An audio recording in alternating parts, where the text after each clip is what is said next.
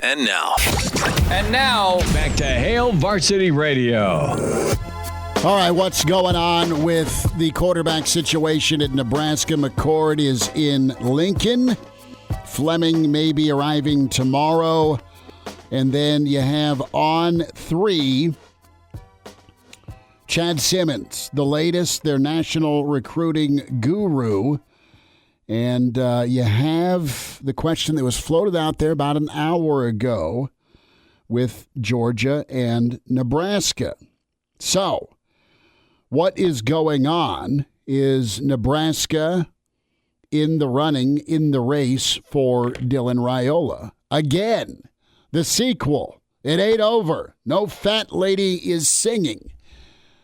You have Steve Wiltfong, national analyst with 24/7 Sports. I believe our friends with Hurrdat Sports had Mr. Wiltfong on this morning with their show here on Omaha and in Lincoln and, of course, out in central Nebraska. So here is what could be problematic for Georgia and the Raiolas. This happens, right? How many times have you seen XYZ recruit get pissed, just for an example, get pissed at Miami? Okay, Miami's NIL situation, I don't know, is there a yacht? Is there a live zoo? Is it half of Columbia product? I'm joking, of course. Point is you've seen recruits show up and NIL ain't what was promised, right? Am I crazy, Elijah, or is that a common after the fact, what's going on here? And that's happened at Miami. That's happened at other programs. And I point, yeah, Florida, right? A year ago at Florida, right? That's why.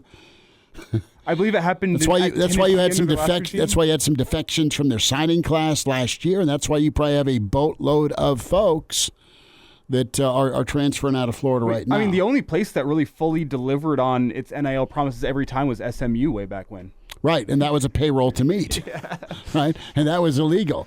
Eric said he wanted a maroon Trans Am to rub it in the Aggies' faces. He got himself, I believe, it was a gold Trans Am, not maroon. But he still got a Trans Am in the early 80s. So you have to wonder if Georgia is changing Darth Vader style the terms of the deal last minute here as you push closer to signing day, early signing day. You also wonder with Georgia always bringing in new talent, is there any portal developments that could be going on behind the scenes at Georgia that you wonder about? Or is Georgia going to take 2 quarterbacks? Yes. And are they trying to chop up what you were supposed to get if you're the Raiola family and split that up? I mean, there's just all sorts of things that could happen here. And I don't know the Georgia football program super well, but there's smoke with Raiola. Why would he turn back towards Nebraska?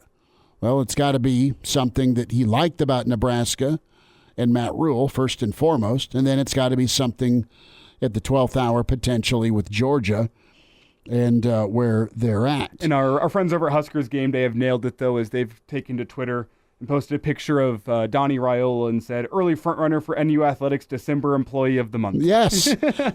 I love that. And he just got a raise. 53%. Yes. Yeah, he just got bumped up to $500,000 a year for Uncle Donnie. That's beating inflation. Good for Donnie. Yeah, absolutely. So, and then we've got to look at this bigger picture. You have the situation here with McCord. He's here. You have Kalen in. Kalen is really tight with a number of the high school kids, i.e. Carter Nelson. So you're not going to not honor the Kalen commitment because he's a guy that flipped from Missouri. Missouri's had a damn good year. They're playing Ohio State in a New Year's Day bowl game. They've done well with quarterbacks. Missouri has. You have Kalen, presumably, if Raiola wants to come here and compete, you say yes to Dylan Raiola with his uncle here and a or where does our bond NIL setup situation at Nebraska, maybe not what you were told, is not what you maybe you're going to get at Georgia? And there's a really, really important question in here from Dion in the stream that I think we should get into. Oh, that's the wrong question. There it is. He asks, why do you people keep living in fantasy world? Just let Dylan go already. And I have been absolutely in this boat for 6 months. Yes. For 6 months, I've been in the same boat as Dion. I thought it was a pipe dream. I thought the kid was gone. I thought there was way too much that made sense at Georgia for him. Today is different. Steve Wiltfong hopping on Twitter and changing his prediction from Georgia to Nebraska is significant. That dude's accuracy, it's because he does this. It's because right before a kid makes a decision, he gets the inside scoop, he flips his prediction. He's got a incredibly high accuracy. That means something. The fact that it's just become so quickly a national story here, I think with what I know about the Raiolas, if there was not legs here, this would have been quickly curtailed. Yes. Would you agree with that, Schmidt, based on what we know about the Raiola family and how they handled their recruitment? Any false information that got out was very, very quickly information they deemed corrected. false. Yes, it was very, very quickly corrected. The fact that we have not seen a course correction from anyone in the Raiola camp within the past hour, I think says a lot about what this story is. Right, and Nebraska is now in play. And Nebraska is now in play because of maybe it's Georgia, and there's more of a secure feeling, no promises, but secure feeling with Nebraska. And there's also been a change with Dylan.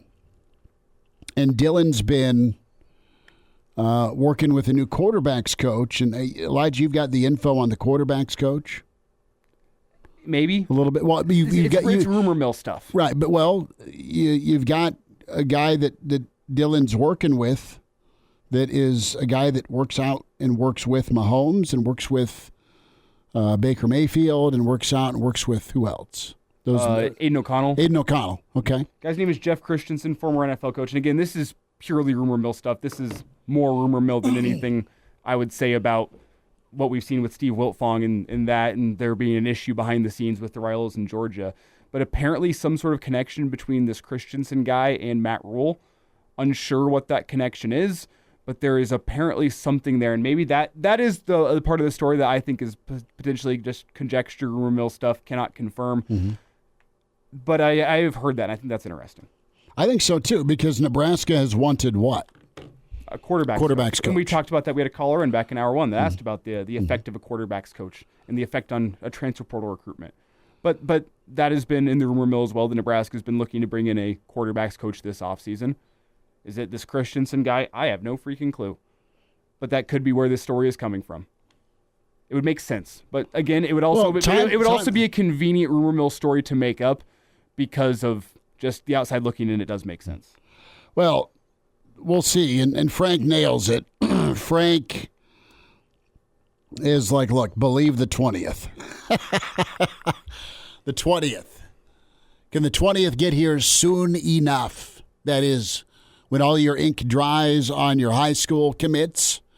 And that is when you are going to get things locked and loaded, presumably for the portal. All right? You got a window. That window is closing. Musical chairs are happening. And you need to.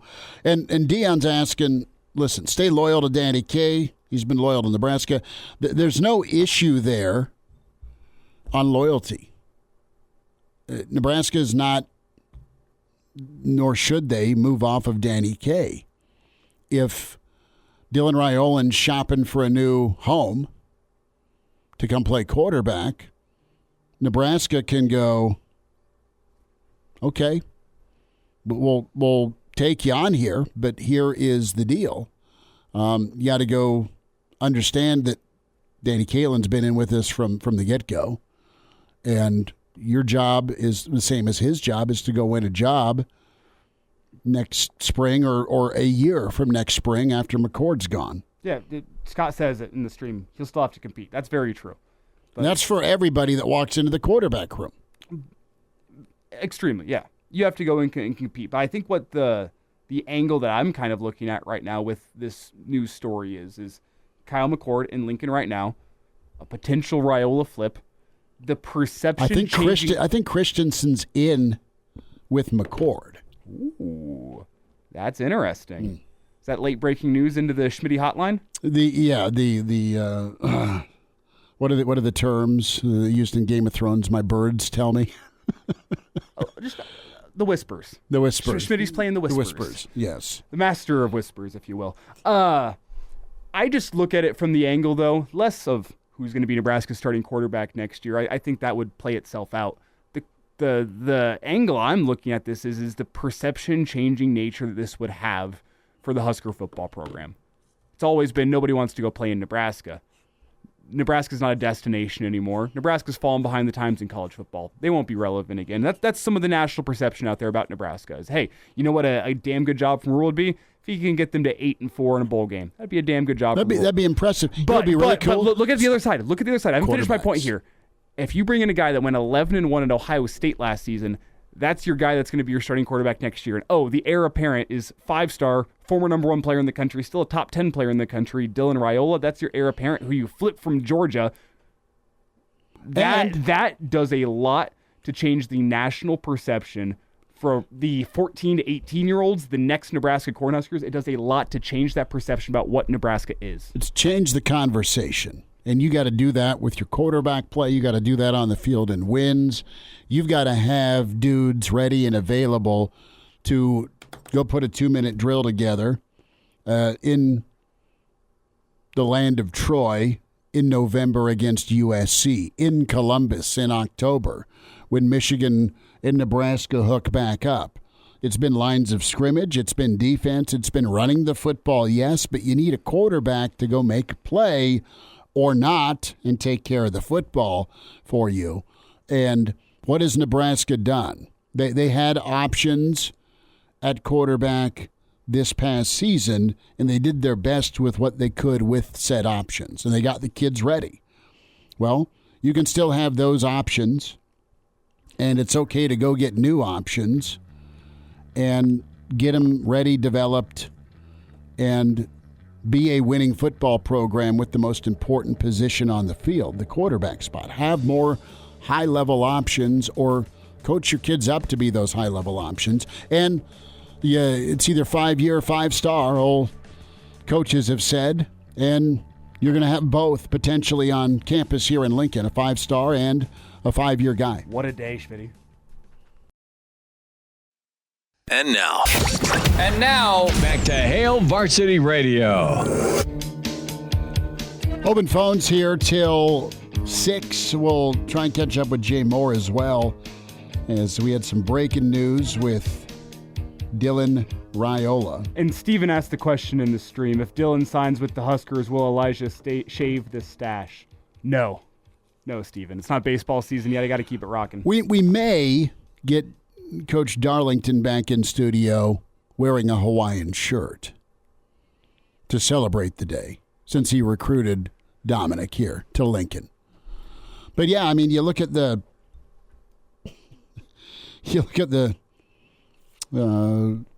Yellow Brick Road here, the raise for Uncle Donnie. You have things developing quickly at Georgia, and you may have not just fighting for McCord, but also having Kalen in the boat, and then finding your way to shore to pick up one Dylan Raiola. And remember what I said back in hour 1 about Davon Hall hopping on Twitter? The eye emojis, the red balloon? Yep.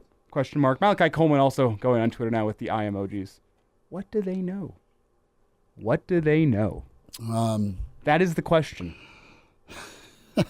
The offseason's been like your ray of sunshine and hope as a Nebraska fan.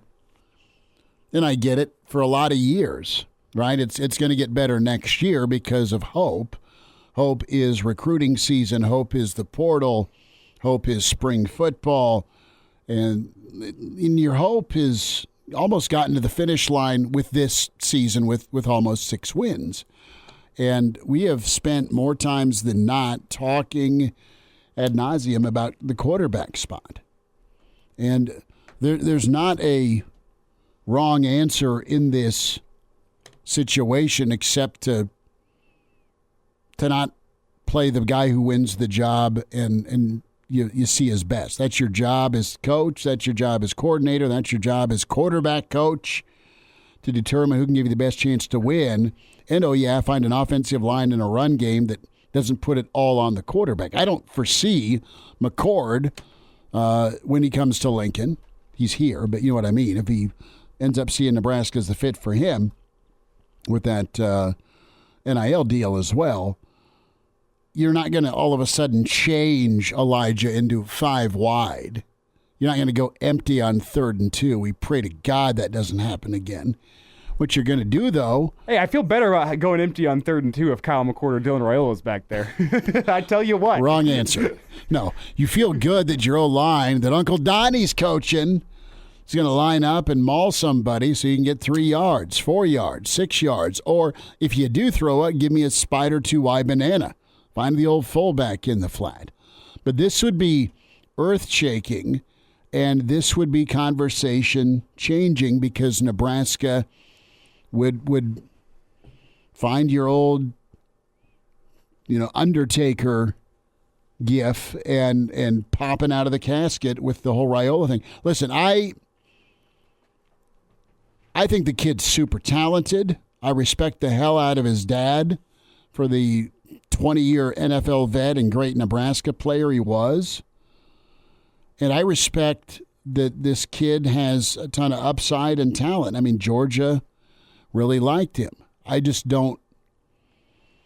I need more info here on just how screwed up things could go where you're almost, again, the word finish line to the finish line. Now, Georgia has other options. Georgia has other quarterbacks. Georgia could go to the portal. Georgia's also littered their quarterback room with 4 and 5 stars upon 4 and 5 stars, and they went with a walk-on that won them 2 national championships. So they're clearly going to find the best player. I don't think their walk-on and the Baker Mayfield walk-on story is accurate. Those are scholarship stud football players. They got put on, they were walk-ons for a reason, right? As in, I'm going to house train you before you get the football or the keys to the Ferrari. That's how I read it. But I look at Raiola and Nebraska. That's a thing now, all right? And you'll probably have an official announcement sooner rather than later. You have all the recruiting insiders predicting that the flip has happened with Raiola to Nebraska on top of McCord being in. And you still have Danny Kaelin, which you can't forget, nor should you, that said, I'm going to come back to Nebraska. The central part of this, Elijah, is Nebraska has been open, honest, and in communication with all parties, period. Mm-hmm. And that's going to get a guy to flip from Missouri to Nebraska in Kaelin. That's going to keep Nebraska top of mind if something should not go the way you want it to go at Georgia, and that's going to be very attractive because you're sending, again, the Satterfield World Tour out in flight time and time again to go kick tires, circle who you like, and let's get him in here if you're Nebraska to get this deal done. Nebraska's worked feverishly at this, but they've always been on the horn or in a text message or some sort of, here's where we stand, here's how we're going to do things, and this is how it's going to be. Take it or leave it, not in a hard sell or screw you way, but just this is what we're about, and that's all Matt Rule. And I'd just like to quickly take a moment here, Schmitty. Another reason why I believe that this has some legs. And at this point, Schmitty, like, I don't think I'm not willing to call it a done deal, but I am waiting some sort of official announcement. Like, I texted you on Saturday night. I think it was probably after you had gone to bed, Schmitty. And I said, I've been hearing Nebraska. You and I both had late-ass Friday nights or early Saturday mornings. But you remember what I texted you? A big push for a flip is coming. Yes. I had heard that over the weekend. I need to drink. I need to drink where you drink. I need to drink with Elijah Herbel. No, you don't. You don't. I was at an establishment that same night, and I dropped my glass, and I absolutely sliced my thumb, and I bled all over the bar. It was not a good night for me. But I need to take care of Elijah's bar bill more often than I do, and I just need to suck it up. Who's the old guy? Is this your Uber driver? This your Lyft guy? This your brother? Is this your brother-in-law? No, it's the guy I work with. Just be nice to him. Just be nice to him. But no, I did hear this over the weekend. Not to go toot my own horn or anything. Dude, you play that tuba. I thought it was Gatlin Bear. That was the first place my mind went after he had decommitted from Boise State. So, I wasn't right. They've been to Idaho this week, too. It's another reason why I think this has some legs is, I hear that over the weekend, and now you get this news on a Monday, and the Raiolas haven't done anything to squash this news. There's way too much smoke in my mind here for there to not be fire. We will spend time tomorrow on Hail Varsity. Podcast, Spotify, iTunes, Google Play. It's where you can find the show. Can also go to the Hail Varsity YouTube channel. Tell a friend about us. Give us a review, good, bad, or ugly. Follow us on the Twitter world. Varsity Radio is where you can follow the show, or Elijah Herbel at Herbal getting choked up. At Herbal Essence is where you find Elijah at Schmidt_radio. For me, some final thoughts on the day of the quarterback for Nebraska. Again, ... potentially. Hail Varsity Radio continues. We're powered by Cornhead Lager.